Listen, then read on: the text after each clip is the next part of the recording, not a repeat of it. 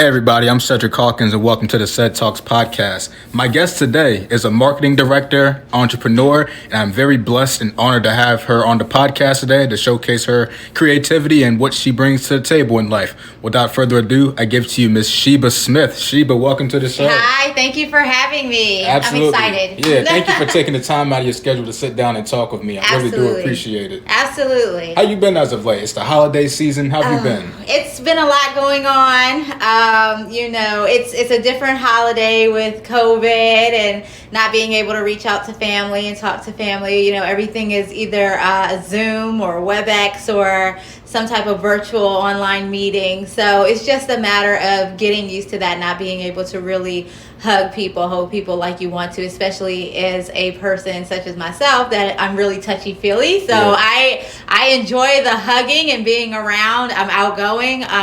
So it kind of bothers you a little bit, but you do what you need to do to get through. Definitely unorthodox. I'm so used to making the rounds of different family members on Christmas Day or Christmas night, seeing different families. So only just going to my grandparents' house and pretty much staying locked in the house all day. It was definitely weird. Right. So for me, it wasn't so much bad for Christmas because Christmas I kind of stay in a close inner circle anyway. But it was more so Thanksgiving because for Thanksgiving I'm used to going to 4 or 5 houses, like literally doing a Thanksgiving tour from house to house to house. And this year I just didn't have, the opportunity to do that. A lot of people are older, they have underlying ailments. And so, just kept it really close with just a core group of people. So that was very different for me. Now, I agree with you touching on Thanksgiving. I see my dad's peoples on Thanksgiving, then I go see my mom's people then. Right. So staying locked in was definitely weird, but it's something you get used to over time. Right, absolutely. How did COVID affect you back in March when everything occurred, especially with your job and just life in general? It ramped it up. I think for a lot of people, it kind of slowed things down because a lot of places closed. Maybe they were not able to work or they had to work in a different capacity. I think for me, it ramped things up because two things. Number one, I'm a marketing director, but I'm a marketing director for a managed IT service provider, and they focus on cybersecurity. So it was a matter of now these people who are working in physical establishments being moved or transitioned to a virtual world. And so they didn't necessarily have those managed IT things in place. And then also with them sending their staff home to work, now you have a security issue because your clients' information are out there. They're working at their kitchen, they're working in their office, wherever, living rooms. And so you don't know the security of their networks. And so with that, we had to work on transitioning our clients, but also putting out content that let people know what is the safest and most secure way to work from home, how to transition from office to home, what are some things to consider. And then also moving everything virtual. So it was a dry run for a lot of people who have never participated in webinars, podcasts, but they still needed to get their marketing done for their businesses. Right. And so it was a matter of working with those people. I think it was just everyone, people's webinars and virtual meetings were getting hacked. It was just a learning era or experience for a lot of people.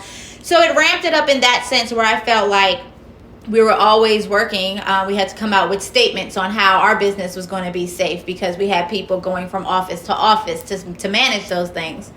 And then from the entrepreneur side of it, because I work with a partner, we have our own marketing company as well for nonprofit organizations or organizations that have a social impact.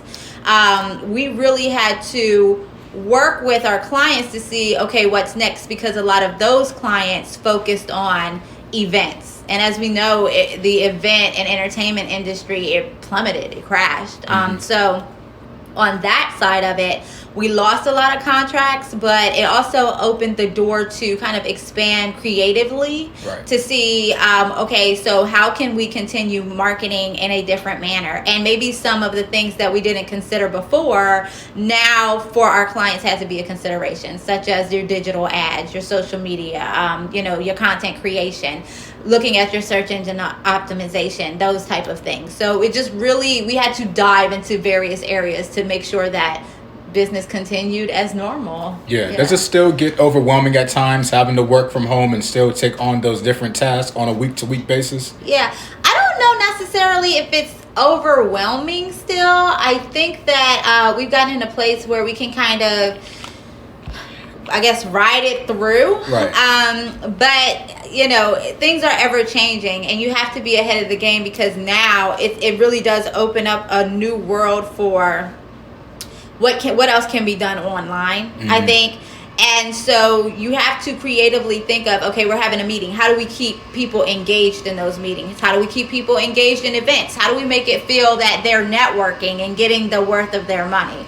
So I don't think that it's so much more. I think we've gotten a good handle on the scheduling, but it just makes you a lot more aware of, okay, you really have to be ready for anything. Yeah. I like how you said, you know, keeping your head on a swivel and kind of thinking of ways to be creative and thinking outside the box, especially with me doing my schooling online. My professors during the fall semester, they were always asking how we were doing these little surveys that we would answer, or sometimes they would break us out into small groups and force us to work with different students just to ask different questions, and then they would come in. So it's just like, it's not just us sitting down and listening to a lecture for an hour and 25 minutes. It's like we're still being engaged and our attentions are still being kept. Yeah, because it's very easy to lose people, I think, especially if you're at home. You know, a lot of people are used to being outside, at least being able to move in between the office. You can go from office door to door. You really don't have that opportunity at home. Now, I know for a lot of people that I work with, there's an issue of, you know, their kids are at home too. And so now they're working, and they also have to take care of the kids and make sure that their kids are okay, because their kids are doing online schooling. And we have young children that can be difficult. So I know that for some people, it's like, okay, my desk is here, my child's desk is next to me. I have to make sure that they're online and I'm still trying to do my work. So I think that it's difficult for those people. I don't have that here. It's more so just getting out of the four walls.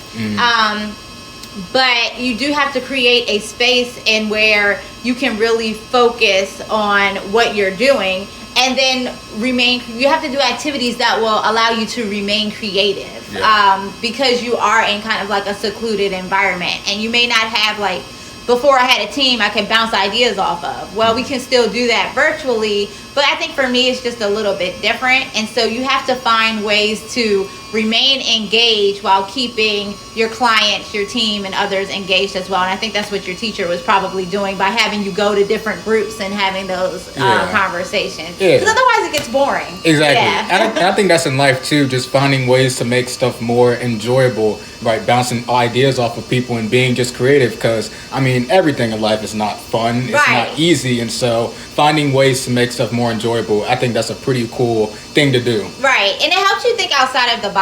I've always, for us, you know, you have to think outside of the box. You kind of have to be one step ahead, especially when it comes to the competitors. And so when you have opportunities to experience different things, it allows you to expand your mindset, as opposed to just coming to that brick wall and say, okay, well, I gotta stop, or I can't go anywhere else. So I think by doing those type of different activities, including yourself in different groups, you're also getting different ideas that you may not have gotten from other people, or ideas like if you're in the same group all the time.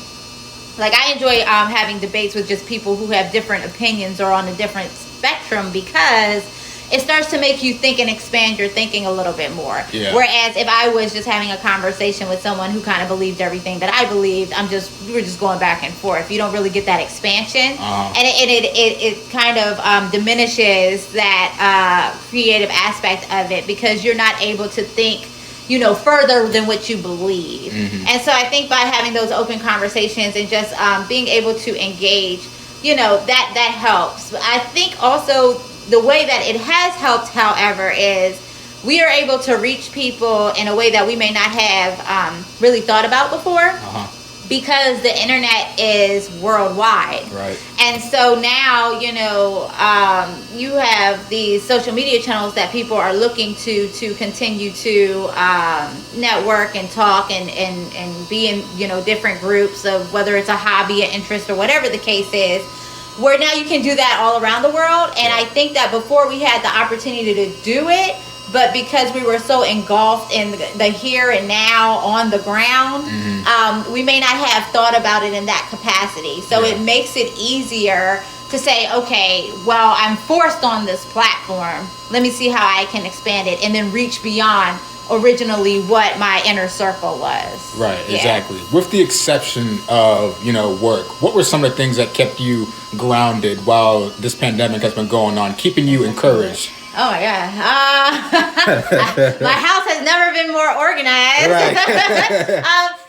I've just kind of been in the house. I really didn't we haven't had an opportunity to go out. Now, what I can say, and I'm not saying that anybody should do this because honestly, we probably shouldn't have done it either, is we did take advantage of the low prices as far as the airlines are concerned. Yeah. Because you could take a round trip somewhere for like $60. So, my friends and I went to like Maine and Boston and just different places. And we took advantage of that, but we were very careful in the way that we did it.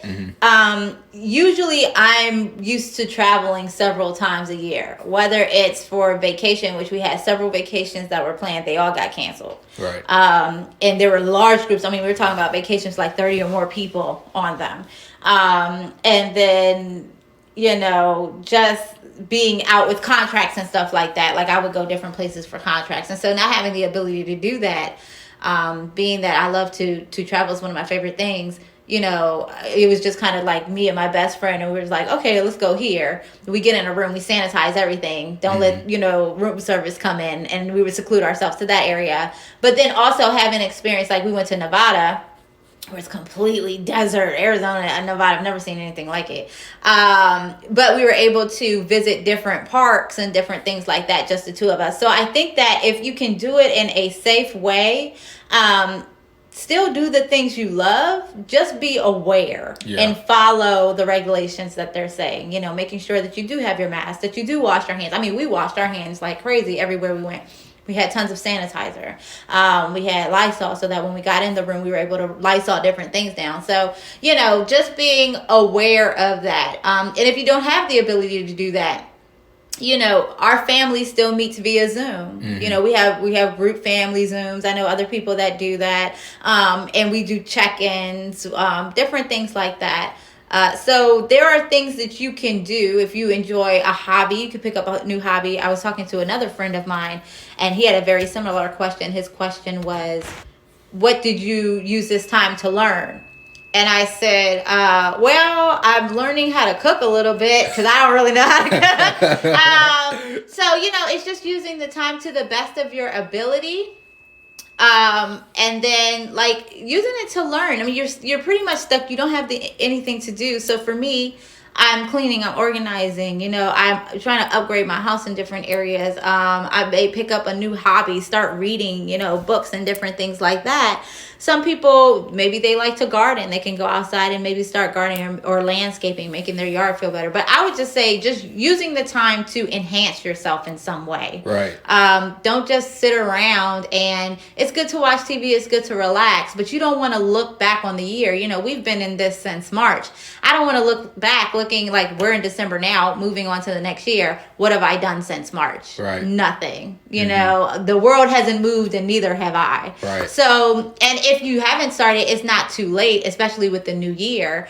Set that goal of whatever it is you want to do, and then it might take you an entire year to complete it, but at least you're moving baby steps and getting started to do it. Yeah, one of the things I was talking with one of my friends about was I believe the Lord placed this pandemic just for us to sit still and tap into our creative sides. I believe he put so many skills and talents into us, and he just wants us to use that and enhance it while also spreading his word and spreading his message. I agree with that. So that's one of the things I believe that's came out of this pandemic, and I'm glad to say I've been using my time wisely since March, creating a podcast, taking up different hobbies and skills and whatnot. Absolutely. So I always believe there's a positive out of every negative. True. Of course, this pandemic is a huge negative. It's ruined a lot of things, but we're still being able to create. Yeah, I love the way you think. Yeah. I agree with you 100%.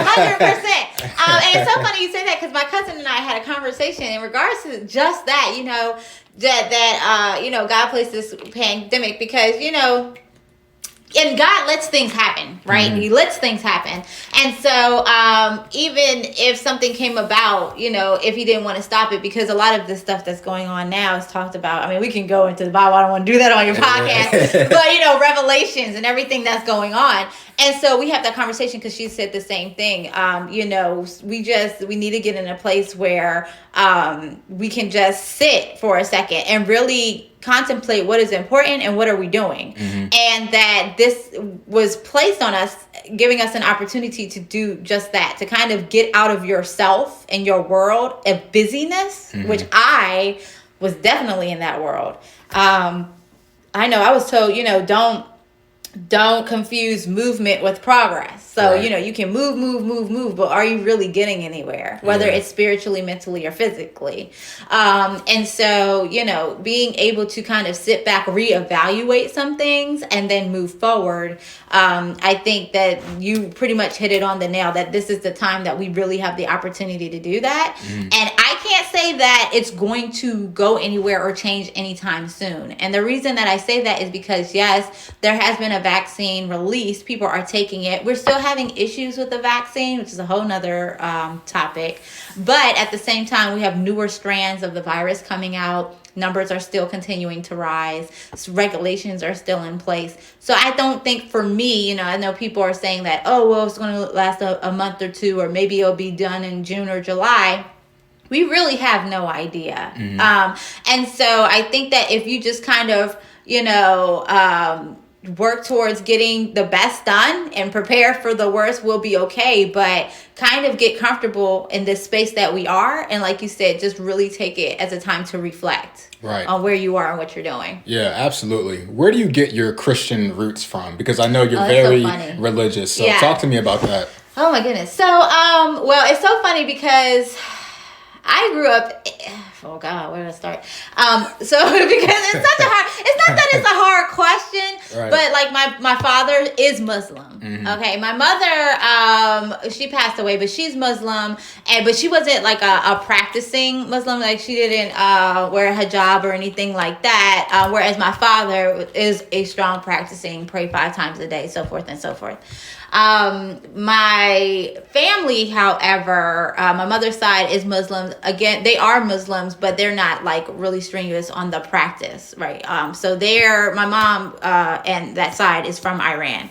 My dad, from the U.S., the DMV, DC metropolitan area, they are black and mixed with, some other things, Indian and some other things, but they have pretty strong Christian roots. And so it was really weird because growing up, I went to church and I went to the mosque. It just depended on who I was with. My parents were never like, you're going to be Muslim and this is what you're going to do. My mother was always like, you'll get to the age where you decide what is best for you. But, while you're around us, this is what we're going to do. And then if I would go around my aunt, this is what I was going to do. So if I was around my aunt or my grandmother or anything like that, we had a family church. They go. I still have aunts and uncles and stuff that still go to that family church. So I would be in church one week. And then if I was hanging out with my dad, and let's say it was Ramadan or something like that, I'd be in the mosque the next week.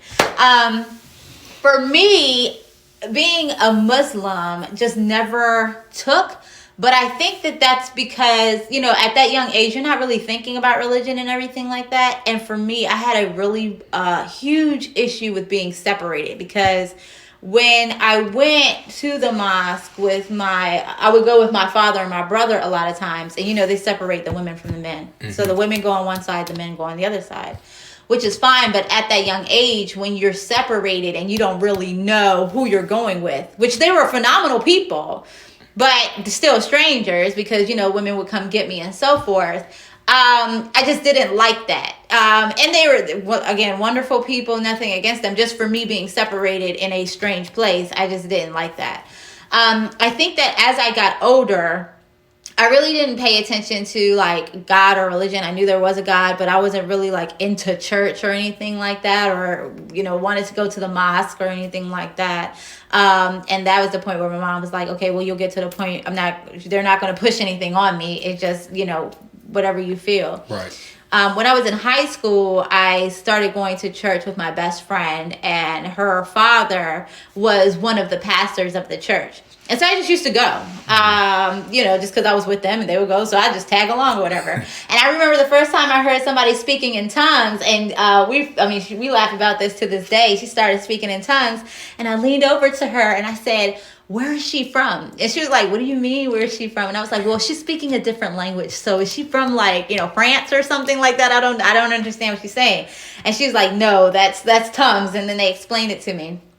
And I just kept going and kept going and kept going. Mm-hmm. And as you keep going and you sit under the word, eventually it penetrates, right? Uh-huh. And so I started doing a lot of just listening, going into the Bible. I don't read as much as I should, but I will, you're not just going to tell me anything. If you tell me something, I'm going to look it up and see where it is. Right. So I'm that person that's like, the Bible says this. I know it says it. If you give me a second, I can look it up. But I can't spit those scriptures off the top of my head. Hold on, let me Google it real quick. Right. And I'll give technology. And I'll give you the book and the scripture and everything. But I know it's in there. Right. And so just sitting under the word, that was in high school, and I've been sitting under the word, till now, and I'm 38 years old, and it just made so much sense. And then, I've seen healings, I've seen miracles, I've seen what I believe are angels at work, mm-hmm. saving people when their life was on the line. I've seen, people prayed over and them getting released from any stressors or tensions or anything that they've had. Mm-hmm. I've seen that in my own personal life. God covered me in so many ways. There are so many times that I probably, something serious could have happened to me, but because I had his angels around me, I've been protected, know? And so I think that as you get older, you start to look back and you say, okay, well, I was in this situation. God protected me there. God brought me through this. I had bills due and I had no money, and yet checks were coming in and they were being taken care of. There are so many different instances that I can point back to say that God is real, mm-hmm. that I don't think that no one can really tell me any different. And so when you start to do your research and stuff like that, it just makes sense. They even have realistic evidence that, Jesus and all of that stuff was real. So, my thing is, how can you go, beyond that? And mm-hmm. so I have a strong faith as far as that's concerned too. And my brother was the same way. He took a little longer. He did a lot of research. I think he researched numerous religions mm-hmm. Before, he was just like, because he's a you're not going to tell me anything, I'm gonna look into it myself. And he's more kind of like, you got to put it in my face, you know what I'm saying? Mm-hmm. So tons and tons of research, and that's what he came back to. So it's not only a spiritual journey, there's physical evidence that mm-hmm. this has happened and has occurred. But when you see the spiritual side with it too, only God will show himself, and that this only happened because God brought me through, or, and he showed himself true. I've seen people, like I said, on their deathbeds and being prayed over, and miracles are happening. So there's no denying that at that point. Yeah, I can relate to that. As a kid, I was always in the church. My family would always take me to church, and I never really understood what the pastor was talking about. I was just sitting there. Everybody's like, amen, hallelujah, amen, and all that. And I didn't understand it, right? I got baptized, so I was protected. I was covered. So no matter what I'm going through in life, even if I stray away, I'm still covered till when I come back to Jesus. Right. So I'm still going to church and whatnot. And then my senior year's approaching, and my grandfather's talking about me. And he's like, well, you about to graduate. You got to get a car. You got to get into college. We're going to do this, and that. And I'm starting to become a young adult. Everything is starting to get really, anxious. I'm starting to feel that pressure. Right. And then, I went to my pastor and he prayed over me. And then that's when I felt God's presence. And it was then at 17 that it was like, okay, now it makes sense. Now I understand why I'm in church, why I understand why I need to keep God first place and stay, prayed up and be prayed over and pray over other people. And so it was at that realization that, okay, I need to continue my relationship with God and continue to talk to him and pray to him and pray for other people too. Because sometimes it really shouldn't just be be about me or just myself. It has to be about other people. Right. Because when I'm blessing other people, that's how I get my blessings sometime down the road. Absolutely. And that's that interceding. So somebody may not be or have as strong faith as you do. And so you intercede for that person. And if you just plant that seed, you don't have to shove it down people's, throats or anything like that. Plant that seed and then God will send somebody else to water it. Yeah. God will send somebody else to water it. They say sometimes, it's harder for you to talk to your family, but God will send someone like a ram in a bush, someone in the midst, and to drop, that knowledge on them. And they say that, everybody will hear about Jesus before they pass, in one way or another, they're going to hear. And they'll have an opportunity to accept it or go on. But I just want to commend you because I think at such a young age, 17, to realize that and then stick with that throughout your growth. That's amazing because, I think that's the age that people start going crazy. You're a senior in high school, you're going to college, you're like, woo, yes, I'm done. And I know for me, I was just like, at that age, I was going to church, but it took longer for me because I was just like, I don't think that I really started paying attention probably till after college, because I was in that college life. Like I was back and forth on campus. I was going to, occasional parties. I was Greek, so I was in the Greek life, doing all of that. And so it's just really interesting. And I commend all young people who are, doing that, because you'll get so much further sooner. And that's not to say that we're all perfect. Like I backslide occasionally. I am not perfect in the least. But as long as I realize, what is going on and God knows your heart and you repent, you know what I'm saying? And then you can always come back. I don't think that you're ever, although it may seem like you're at the bottom of a hole and you're looking up and you can't find any light and you're just in the darkness, that is when God is with you the most, even though sometimes it doesn't seem like it. But as He knows your heart, so as you're continuing to get closer to Him and turn from whatever ways it is, and no sin is bigger than any other sin, right? So it's all equal. So, just repenting, coming towards Him, and then working on being Christ-like and in that direction. And then as you continue to grow in Him, then you'll start to see your purpose, right? And those revelations will start to come to you, and God will send people in your path to direct you. But you have to have an open ear to hear as well. So I do want to put that out there because a lot of people is like, oh, well, I'm not perfect and I can't come into church. Well, I would say church is for the sinner, because how else are you going to learn or anything like that? Luckily now, with the internet and television and everything else, the word is spread so much further, so much quicker. I remember, I love TikTok. You asked about what to do. In COVID, I've learned about TikTok. I'm not a big fan of TikTok. No, I love it. Oh my God. I like it. You know why? Because I don't have to think about it. Right. You know what I mean? Exactly. So I do social media as a living. I hate getting on social media. I cannot stand it. When I tell you I had to learn these channels and stuff like that. So I have pages, but I have pages because I run business pages off of them. So Facebook, there's 6 business pages, 7 Twitter pages, Instagram pages, but LinkedIn pages. Personally, you don't have your own Instagram or Facebook. I do though. Oh, I do, and I used to be very active, but I think that as I started running more and more pages, I don't even look at my timeline anymore. I think I posted something for Thanksgiving because I was with my family, but other than that, I probably did maybe 6 or 7 posts this year. That's incredible. And it's because I'm so busy on the business pages, I don't even have time to focus on my regular page, which might be a good thing because I don't really want people to know everything anyway. Exactly. But so social media for me is not the same. I don't look at it as the same as everyone else. For me, it's a tool that I utilize to achieve a goal, whether that goal is to expand a brand or whatever the case is. For other people, it's, for them to keep in touch with, for them to put out, hey, this is what I'm doing, or to build their network, or keep in contact with friends, family, or whatever the case is. So for me, I just mentally think about it differently. But when it came to TikTok, I originally went on to learn about the platform because we were working with an organization that worked with kids. And so I had to become familiar with Snapchat, TikTok, so forth. But I just fell in love with it. And I say that to say, I can scroll and mindlessly not think about it. You know, I can just scroll and have a good time and laugh. You celebrities are on there. People my age are on there now. Younger people are on there. So I just scroll, laugh.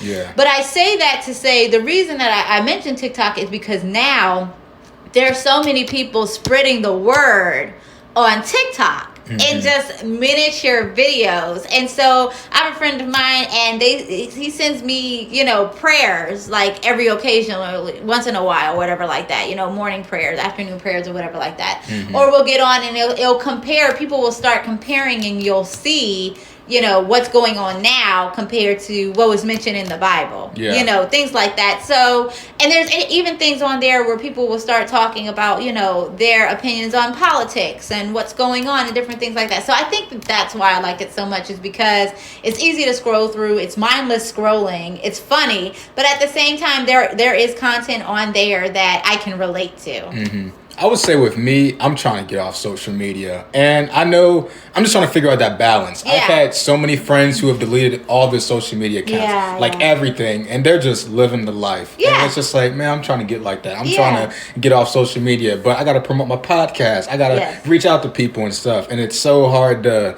figure out that balance. Because once I get back on it, it's like I'm back down in that rabbit hole. And it's like, I told myself I wasn't going to do this week, or I wasn't going to do this today. And it's like, now I did it. Right. So this is your tip. So what I would say is you have to think about social media differently, kind of like I do. Like, it's a tool, right? Yeah. So rather than set up a personal page with all your personal friends and stuff like that, is your podcast, we can talk about this all day, I don't want to derail the conversation, but is your podcast, is it under your name, or is it a business name? It's a business name. It's a business name.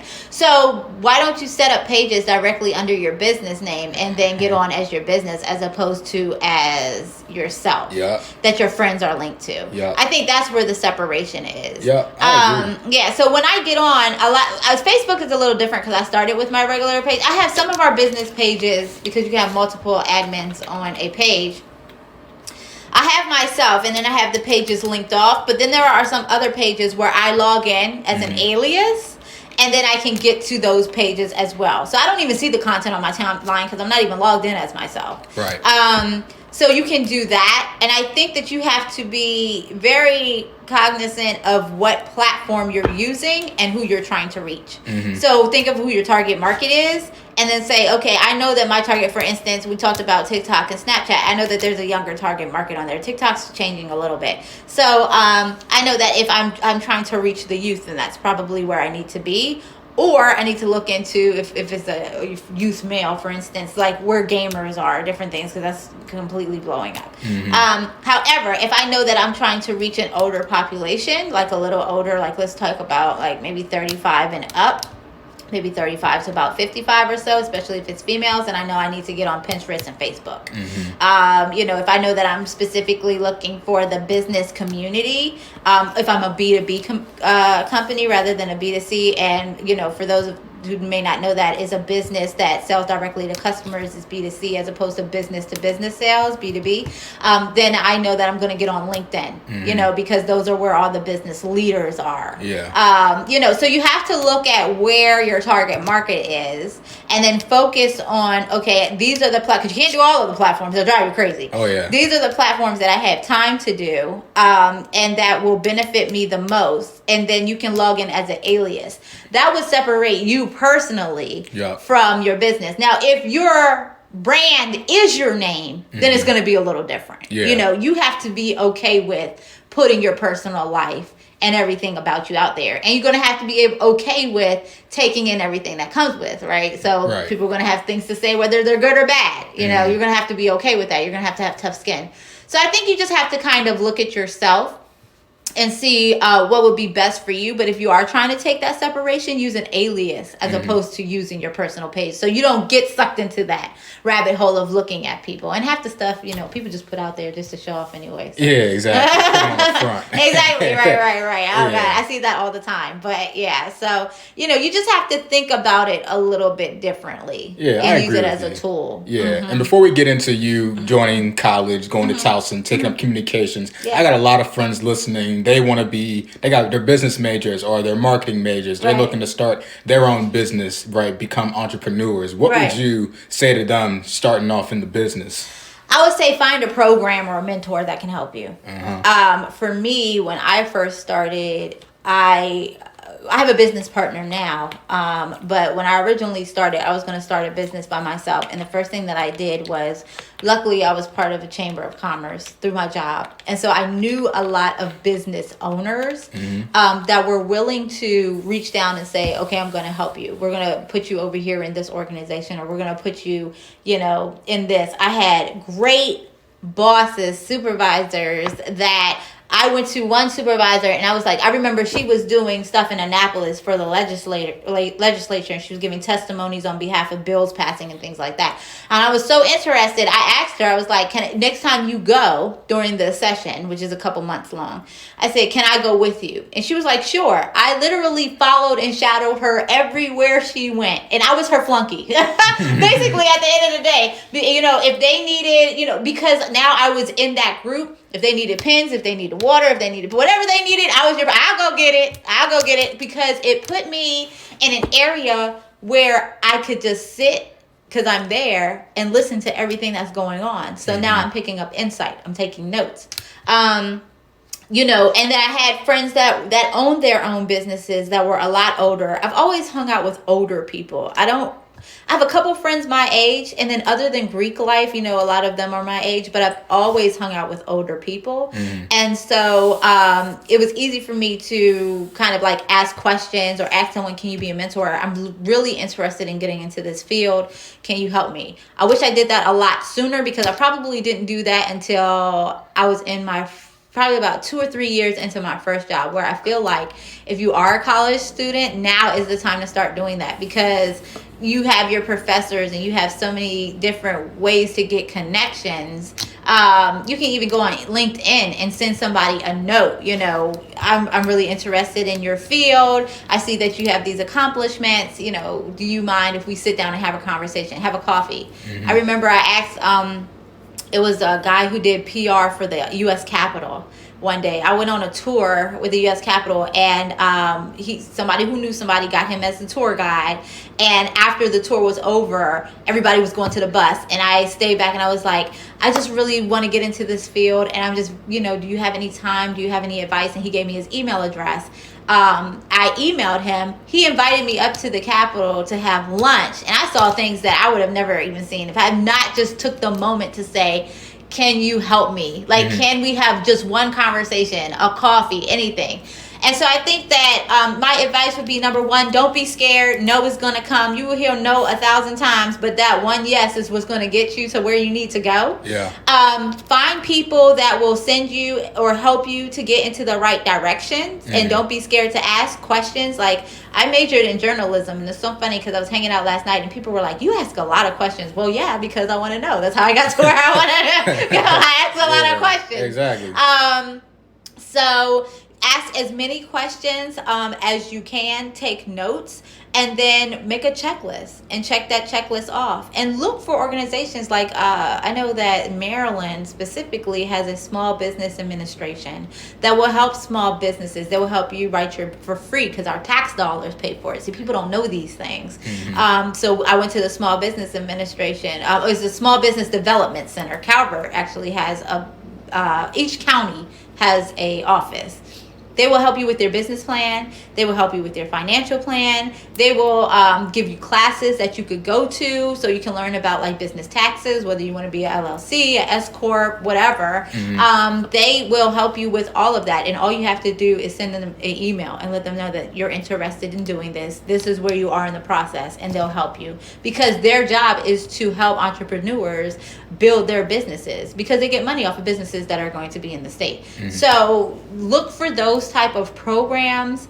attend any business class that you can attend and take notes and ask questions. Ask as many questions and never feel like you're over asking questions. Yeah, I would consider myself an old soul in the sense that I love learning from older people. Yeah. And just, just soaking up knowledge like a sponge, just sitting down and talking to people. Uh-huh. Even in high school, I always liked doing that. I always felt different from different communities in school because they were in the party, lifestyle. That's all they cared about. Or they were into sports and I could care less about sports. Right. So it's just like I could always struggle figuring out that balance. But once I figured out that, I gravitate towards learning and asking questions, I realized that that's going to help me get far in life. Like I always did office hours during my time in school, just sitting down and asking professors questions, not even about the assignments, just sometimes about life, and they would offer me that one piece of advice that would help me make the right decision. And so it's helped me come a long way in just sitting down and asking questions and not feeling like, oh, okay, this is a stupid question. Yeah, no, there's no such thing as a stupid question. And none of us are an island. You're not going to get anywhere by yourself. Right. It sounds nice, but it's just not going to happen. Yeah. So you have to depend on people in some type of capacity. So whether it's just, being vulnerable to open yourself up. I remember I was talking to a business person and they said the most successful people are the ones that ask questions because they're the ones that are going to get the information and utilize that information to get to where they need to go. Yeah. So, why try to figure it all out by yourself when there are people who have already been successful and are good at it? I just recently got a membership too at Books A Million. BAM now is what they call it. So, and I went to the business section. It was so funny. I was going there to buy Christmas gifts. And I was going to different sections, biblical, fiction, journals, and all this other stuff. And I walked into the business section, and I think it was the personal enrichment or advancement or something section like that, which was very intriguing. But I walked over to the business section, and it was so funny because I was walking down the aisle, and I was like, I got that, I got that, I got that, I got that. I follow him, I got that. But I didn't get the books because I walked into the bookstore and bought them. I got the books because there were books that people gave me along the way, or books that I asked someone a question and they said, here, read this. Or here, let me give you this. And it was all the books that were in this section of how to get to where you want to get to in business. And it was just all of this information. And I thought to myself, well, dang, at least I'm on the right track. I asked these questions and I got all these books and stuff like that. And luckily now, I've had the privilege of being the youngest on a number. I've been on, boards. I've been president of organizations. I've been,